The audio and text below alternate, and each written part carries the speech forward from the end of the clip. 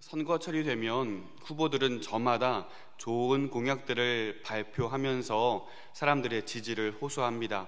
사람들은 후보들의 공약을 찬찬히 읽어보면서 저 좋은 공약들이 실제로 참 일어나면 좋겠다라고 생각을 하여 그 공약을 이룰 만한 사람들을 지지하게 되죠. 하지만 모든 시간들이, 모든 역사들이 우리에게 말해주는 것처럼 그러한 좋은 공약이 온전하게 이루어지는 것은 참 어려워 보인다는 생각이 듭니다. 왜냐하면 그 공약이 실제로 이행되고자 했을 때에 그것이 현실성이 없는 공약 그 자체가 문제가 된 적도 있었고, 때로는 말뿐인 공약을 이야기한 사람들 때문에 그것이 실제로 이루어지지 않기도 하는 것을 우리는 분명히 보게 됩니다. 좋은 세상, 좋은 나라, 모두가 기뻐하고 행복할 수 있는 그러한 나라는 과연 어디에 있을까요? 오늘 본문을 보시면 하나님의 백성으로 살아가야 하는 이스라엘에게 주어진 여러 가지 규례들이 소개가 되고 있습니다. 하나님께 행해야 할, 하나님과 관계된 규례들도 주어지지만 6절 후반절 이후부터 가면은 또 사람들과의 관계에서 마땅히 해야 할 규례들도 주어지게 됩니다. 여기에서 그 내용들을 찬찬히 읽어가다 보면요, 바로 우리가 꿈꾸던 세상, 모두가 행복하고 기뻐할 수 있는 세상, 모두가 만족하며 모두가 마음 평화롭게 살아갈 수 있는 그 기쁨의 세상이 바로 여기에 있지 않은가라는 생각이 들 정도로 이 본문에서 우리는 확인해 볼 수가 있습니다. 9절과 10절 말씀을 보실까요? 9절과 10절 말씀 보시면 땀 흘려 수고한 결실을 맺는 그 기쁨의 추수 시기에 모든 사람들이 다 그 기쁨을 누릴 수는 없는 것을 우리가 확인할 수 있어요. 왜냐하면 그 기쁨에 참여할 수 없는 자들, 품꾼으로도 일할 수 없는 약자들이 있기 때문에 그렇습니다. 고아, 과부, 거류민들, 이러한 사람들은 모두가 함께 기뻐할 수 있는 그 추수의 기쁨에 참여할 수 없죠. 관계가 없기 때문입니다. 하지만 오늘 본문을 보시면요, 하나님께서 그들을 위해 이삭 줍기를 법으로 제정하시는 것을 확인할 수 있습니다. 우리가 계속해서 주일날 룻기 말씀을 살펴보고 있는데, 룻을 위해 추수의 기쁨을 누리게 한 보아스를 떠올려 보시기를 바랍니다. 그것은 룻에게 어떤 대가를 얻기 위한 은혜가 아니었죠. 그것은 무조건적인 은혜였습니다. 바로 하나님의 은혜가 아무도 신경 쓰지 않는 고아와 과부, 약자들에게 있다는 사실을 보여주고 있습니다. 여기에 하나님 나라가 있다는 사실을 우리는 확인해 보게 되죠. 11절과 12절 말씀은 도둑질과 거짓말, 거짓 맹세에 대한 금지의 조항이 주어지고 있습니다.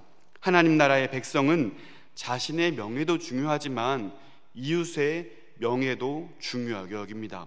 자신의 재산도 중요하게 여기지만 이웃의 재산도 중요하게 여겨야 한다라는 것을 알려주고 있습니다. 출애굽기 22장 1절 말씀 보시면 이 도둑질에 대한 조항이 이렇게 말씀되고 있습니다. 사람이 소나 양을 도둑질하여 잡거나 팔면 그는 소 한 마리에 소 5마리로 갚고 양 한 마리에 양 4마리로 갚을지니라. 또 출애굽기 22장 3절에는요, 도둑은 반드시 배상할 것이나 배상할 것이 없으면 그 몸을 팔아 그 도둑질한 것을 배상할 것이요. 그러니까요, 소를 훔쳤으면 소 5마리로 배상해야 하고요, 양을 훔쳤으면 양 4마리로 배상해야 하고요, 그것을 훔친 사람이 배상할 것이 없으면 그 몸을 팔아서까지 도둑질한 것은 배상해야 한다. 이것이 이웃에 대한, 그 도둑질에 대한 엄중한 경고이고 도둑질을 철저하게 막고 있는 하나님의 규례라는 것을 우리는 확인해 보게 됩니다. 또한 하나님의 이름을 들먹이면서 그 앞에 거짓 맹세하는 것은 하나님의 이름을 욕되게 하는 것으로서 반드시 행해야 하지 말 것으로 주어지고 있습니다. 13절과 14절에는요, 여기에서는 힘 있는 자가 연약한 자들을 억압하지 말 것에 대한 규례입니다. 여기서 착취한다는 것은요, 강제로 빼앗는다는 거예요. 보호가 필요한 약자에게 마땅히 주어야 할 것을 아까워하면서 주지 않는 것을 경계해야 한다는 것입니다. 보호하지 않고 함부로 대하는 것을 금지하고 있습니다.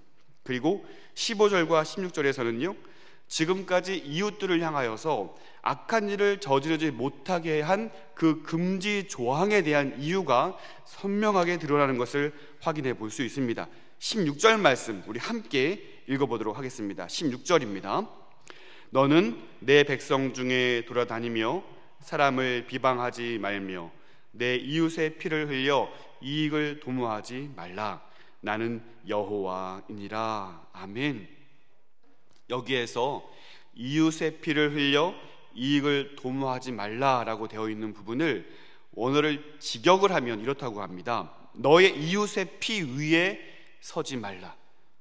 그러니까 이건 뭐냐면요, 이웃의 피를 이용하여서, 그러니까 이웃에게 피를 흘리기까지 자신의 이익을 삼지 말아야 한다라는 것을 말씀하고 있습니다. 지금까지 살펴본 말씀들에 대한 사실을 한번 생각해 볼까요?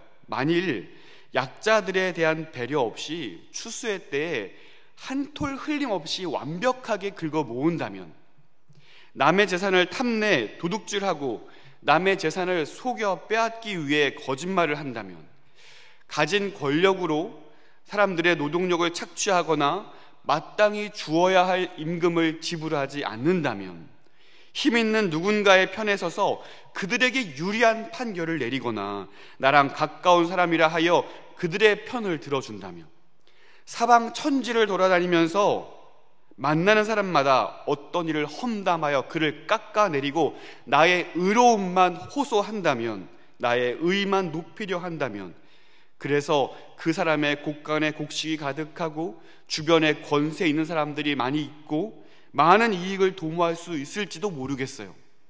하지만 그러한 자가 이 세상에서 아무리 가득 채우고 배를 불린다 할지라도 그가 머무는 곳은 하나님 나라일 수 없고 하나님과 관계가 없는, 마치 전도자의 충고대로 바람을 잡으려고 하나 아무것도 잡을 수 없는 허무한 인생이 될 뿐인 것을 오늘 본문을 통하여 우리는 분명히 알 수 있는 것입니다. 사랑하는 성도 여러분, 이스라엘에게는 죄가 관영한 그 가나안에 들어가 그 죄악의 문화를 청산하고 하나님의 통치가 있는, 모두가 하나님의 다스림 안에서 기쁨을 누릴 수 있는 하나님의 나라를 일구어 나아가야 하는 사명이 주어졌습니다. 그렇게 하나님의 명령이 그 땅에서 이루어지고 하나님의 다스림이 통용되는 그 땅이 바로 하나님의 나라인 것입니다. 자신의 이익을 도모하는 것이 목적이 아닌 거룩하신 하나님을 닮아 거룩으로 구별되어 살아가는 나라, 팔이 안으로 굽어져서 공의가 살아있지 아니하고 많은 사람들이 편파적으로 살아가는 것이 아니라 오직 하나님의 공의가 살아있는 나라, 힘이 없는 약자들도 추수의 기쁨을 함께 누릴 수 있는 나라, 그곳이 바로 하나님의 나라인 것입니다. 하나님 나라의 사명은 자신의 이익을 도모하는 것이 아니요 거룩하신 하나님을 드러내는 것입니다. 왜일까요? 오늘 본문 2절 말씀은 그에 대한 이유를 우리에게 소개하고 있습니다. 2절 말씀입니다. 너는 이스라엘 자손의 온 회중에게 말하여 이르라. 너희는 거룩하라. 이는 나 여호와 너희 하나님이 거룩함이니라. 아멘. 사랑하는 성도 여러분, 거룩하신 하나님께서 오늘 우리의 하나님이 되어주시기 때문입니다. 거룩하신 하나님께서 우리를 구원하여 내셨고 아무런 자격 없는 우리를 불러내셔서 그의 백성 삼으셨음을 우리가 믿기 때문입니다. 결국은 내가 행복해야 한다, 내가 행복하기 위해 종교생활도 하는 것이 아닌가, 내가 행복하지 않는 것은 의미가 없다, 어쩌면 세상은 나라는 존재를 하나님의 위치까지 끌어올려 스스로를 섬기게 만드는 것 같습니다. 내가 아니면, 내가 행복한 것이 아니면 그 어떤 것에도 의미를 두지 않으려 하는 이 세대 위에 우리는 오늘 본문의 말씀이 우리에게 주는 교훈의 말씀을 상고해야 할 줄로 압니다. 결국 나를 섬기다 보면 하나님의 통치에서 벗어난 자기의 이익을 도모하여 서로를 돌보지 않는 세상의 나라가 되어버리는 것입니다.